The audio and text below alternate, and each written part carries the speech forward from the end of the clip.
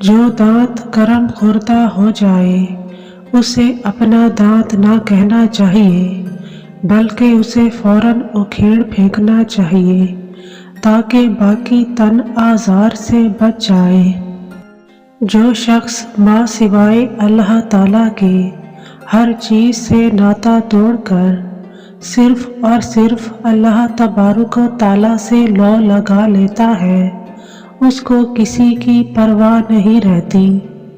انسان اگر کوئی کمال حاصل کرے تو اسے چاہیے کہ غرور و تکبر نہ کرے، کیونکہ دراصل انسان کی ہستی کچھ بھی نہیں، صرف خدا ہی کو کبریائی زیبا ہے۔ جب بندہ خدا کو پا لیتا ہے تو خود اس کی ذات میں فنا ہو جاتا ہے، کیونکہ جب سایہ کی طرف نور آتا ہے تو سایہ خود بخود معدوم ہو جاتا ہے۔ جو لوگ نبی کا کہنا نہیں مانتے وہ ہلاکت میں پڑتے ہیں۔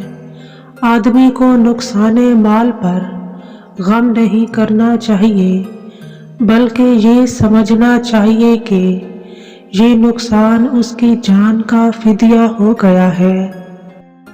ہر انسان کو علم غیب عطا نہ ہونا بھی حکمت الہی پر مبنی ہے۔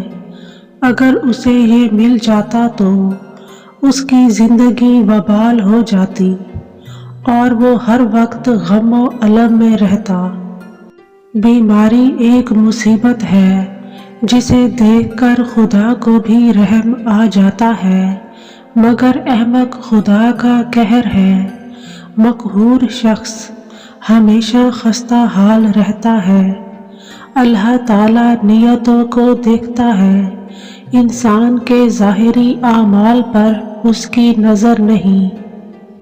آپ رحمۃ اللہ علیہ فرماتے ہیں کہ رسول صلی اللہ علیہ وآلہ وسلم نے فرمایا کہ کوئی نبی نہیں ہوا جس نے خواہ حالت طفلہ یا جوانی میں چوپانی یعنی گلہ بانی نہ کی ہو۔